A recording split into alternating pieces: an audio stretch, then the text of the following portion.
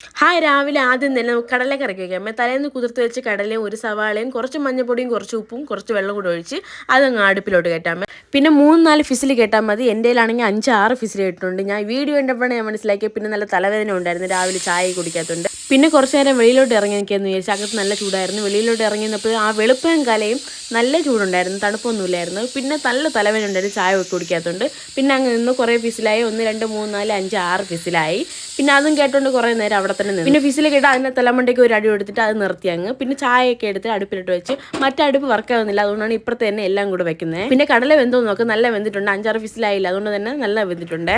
പിന്നെ ചായക്ക് വെച്ചായിരുന്നില്ല, അതിലോട്ട് തേയിലപ്പൊടിയും പഞ്ചസാരയും കൂടി ഇട്ട് കൊടുക്കാം. കടലക്കറിയിലേക്ക് ചേർക്കാൻ വേണ്ടി അരപ്പ് തയ്യാറാക്കാൻ തേങ്ങയും കുറച്ച് മഞ്ഞൾപ്പൊടിയും കുറച്ച് മുളക് പൊടിയും മസാലയും കൂടി ഒന്ന് അരച്ചെടുക്കാം. കറണ്ട് പോകും മുമ്പ്. കറണ്ട് ഇടയ്ക്കിടയ്ക്ക് പോയിക്കൊണ്ടിരിക്കുന്നു. 2 ബൗളും ഇവിടെ കാര്യമായിട്ട് കിടന്നായിരുന്നു. അതിൽ മണി പ്ലാന്റ് സെറ്റ് ചെയ്ത് വെക്കാമെന്ന് വിചാരിച്ചേ. ആ സെറ്റ് ചെയ്ത് വെച്ചിട്ട് ഒരു കാര്യമില്ല, അത് അപ്പോഴാ മറിഞ്ഞു പോകുന്നുണ്ട്. പിന്നെ ചായ തിളച്ചൊരു ഗ്ലാസ് ചായ കുടിച്ചപ്പോൾ ഒരു ആശ്വാസം തോന്നിയായിരുന്നേ. അത് കഴിഞ്ഞ് കറിയൊക്കെ തിളപ്പിച്ചിട്ട് അതിൽ തന്നെ ആ പാത്രത്തിൽ കടുവും കൂടി വറുക്കാമെന്ന് വിചാരിച്ചേ. വേറെ പാത്രം കഴിയാൻ പോയി, അതുകൊണ്ട് അതിൽ തന്നെ അങ്ങ് കടുവും വറുത്ത് കഴിഞ്ഞ്. പിന്നെ അമ്മയ്ക്കായിട്ട് 2 ദോശയും കുടിച്ചിട്ടായിരുന്നു. ഇഡ്ഡലി വയ്ക്കാമെന്നാണ് വിചാരിച്ചത്. പക്ഷെ അമ്മ നേരത്തെ പോകണോണ്ട് തന്നെ 2 ദോശ ഇട്ട് കൊടുക്കാമെന്ന് വിചാരിച്ചേ. അങ്ങനെ കടലക്കറിയിലേക്ക് കുറച്ച് കടുവൊക്കെ വറുത്തൊഴിക്കാമേ. ദോശയും ചുട്ട് കഴിഞ്ഞിട്ട് ഇഡ്ഡലിക്ക് വേണ്ടി അങ്ങ് അടുപ്പിലെടുത്ത് കയറ്റി വെച്ച് രാവിലെ തന്നെ എല്ലാം ഉണ്ടാക്കിയ പിന്നെ ജോലിയൊന്നും കാണില്ല, തൃപ്തിയായിട്ട് ഇരിക്കുക അവിടെ. പിന്നെ അമ്മയ്ക്ക് കടലക്കറിയും ദോശയും കൂടി കൊടുത്തായിരുന്നു അങ്ങ്. പിന്നെ രാവിലെ അമ്മയെ റോഡ് വരെ കൊണ്ടാക്കി.